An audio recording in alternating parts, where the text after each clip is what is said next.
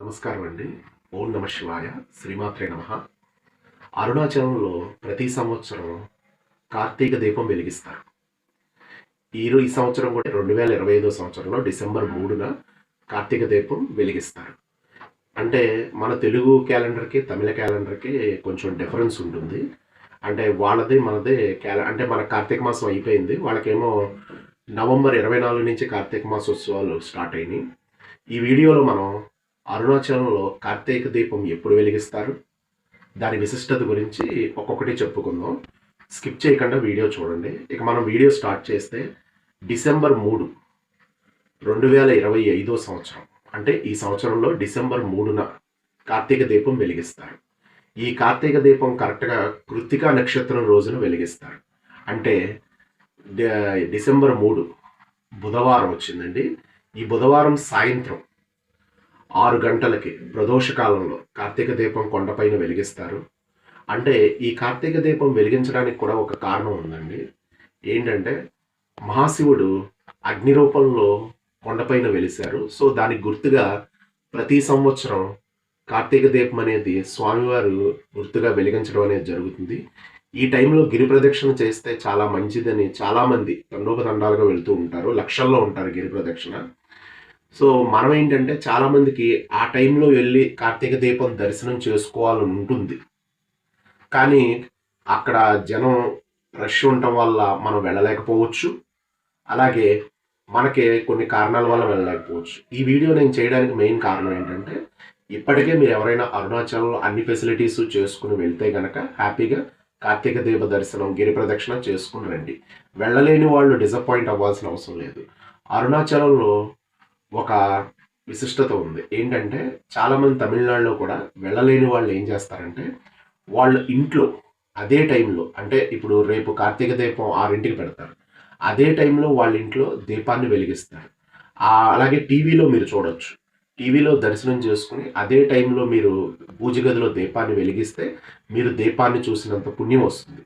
అలాగే ఇంకొక విషయం ఏంటంటే కార్తీక మాసంలో వాళ్ళు రేపు వెలిగించే దీపం 10 రోజులు వెలిగిస్తారు. అంటే డిసెంబర్ 3 నుంచి కరెక్ట్గా 10 డేస్ ప్రతిరోజు కూడా కొండపైన దీపాన్ని వెలిగిస్తారు. కాబట్టి మీరు ఈ 10 రోజుల్లో కూడా మీకు వీలు కుదిరితే వెళ్ళొచ్చు. అంటే అక్కడ మీరు ఫెసిలిటీస్ అన్నీ ముందే చూసుకోండి. ఎందుకంటే మీకు అన్ని ఫెసిలిటీస్ అంటే ఇప్పుడు మనం టెంపుల్స్లో వాటిలో చూస్తూ ఉంటున్నాం మనం. అంటే చాలా రష్గా ఉంటుంది, ఇబ్బంది పడుతున్నారు. కాబట్టి ఏంటంటే ఎవరికైనా సరే ఫ్యామిలీతో పిల్లలతో వెళ్ళేటప్పుడు కొంచెం ఇబ్బందిగా ఉంటుంది. కాబట్టి మీకు అన్ని ఫెసిలిటీస్ దొరికి అన్న బాగుంటే కనుక వెళ్ళండి. ఈ 10 రోజుల్లో ఏదో ఒక రోజు వెళ్ళండి. లేదు మీరు అది 10 రోజుల్లో ఏదో ఒక రోజు దీపం పెట్టి దర్శనం చేసుకోండి ఇంట్లో పూజ గదిలో. అలాగే రేపు కంపల్సరిగా అందరూ కూడా దీపం పెట్టి ఇంట్లో టీవీలో దర్శనం చేసుకోండి వెళ్ళలేని వాళ్ళు.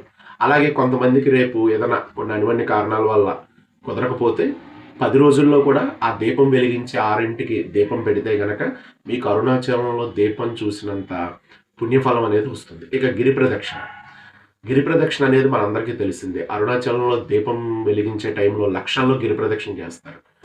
అంటే అక్కడ ప్లేస్ చాలా మందికి కొంతమందిని అలౌ కూడా చేయరు, ఎక్కువ మంది అయితే కనుక మీరు అరుణాచలాన్ని మానసికంగా కూడా గిరి ప్రదక్షిణ చేయొచ్చు. అక్కడ ఉన్న శివలింగాలన్నీ కూడా మనం తలుచుకుంటూ మానసిక గిరి ప్రదక్షిణ అనేది కూడా చేయొచ్చు. అలాగే మీకు ఒక చిన్న విషయం ఏంటంటే అరుణాచల దీపానికి మనకు అరుణాచలం వెబ్సైట్ ఉంటుంది. మీరు కనుక ఇంటర్నెట్లో అరుణాచలం తిరువన్నామలై వెబ్సైట్ కొడితే టెంపుల్ వెబ్సైట్, అందులో మీకు దీపానికి మనం నెయ్యి అనేది ఇవ్వచ్చు. ఎందుకంటే ఆ దీపం వెలిగించే దీపంలో మనం కూడా పాలు పంచుకోవచ్చు. ఈ విషయం కూడా చాలామందికి తెలియజేస్తున్నాను. అంటే మీరు ఆ రోజు వెళ్ళలేకపోయినా, ఒకవేళ వెళ్ళినా మీరు దీపాన్ని వెలిగించే ఆ నెయ్యిలో మీరు కూడా టెంపుల్కి 1/2 కేజీ కానీ, 1/4 కేజీ కానీ, కేజీ కానీ మీరు డొనేట్ చేయొచ్చు. అమౌంట్ కూడా 300 లోపే ఉంటుంది. కాబట్టి ఏంటంటే మీకు కుదిరితే 1/4 కేజీ, అయితే 1/4 కేజీ, 1/2 కేజీ, లేదంటే కేజీ దీపాన్ని వెలిగించడానికి కూడా ఈ 10 డేస్లో మీరు డొనేట్ చేయొచ్చు. ఆ పుణ్యం కూడా మనకి కొండపైన వెలిగించే దీపంలో మనం కూడా కొంత పాలు పంచుకోవచ్చు. ఇలా అరుణాచలం యొక్క ఇన్ఫర్మేషను మీలో ఎంతమందికి చేరి మీరు గనక నిజంగా ఈ వీడియో చూడగలిగి ఆ ఇన్ఫర్మేషన్తో మీరు చేయగలిగితే గనక వెళ్ళలేకపోయినాక కూడా వెళ్ళినంత పుణ్యం కలుగుతుంది. సో మీ అందరికీ దీపదర్శన పుణ్యం కలగాలని ఆశిస్తూ ఓం నమః శివాయ. శ్రీమాత్రే నమః.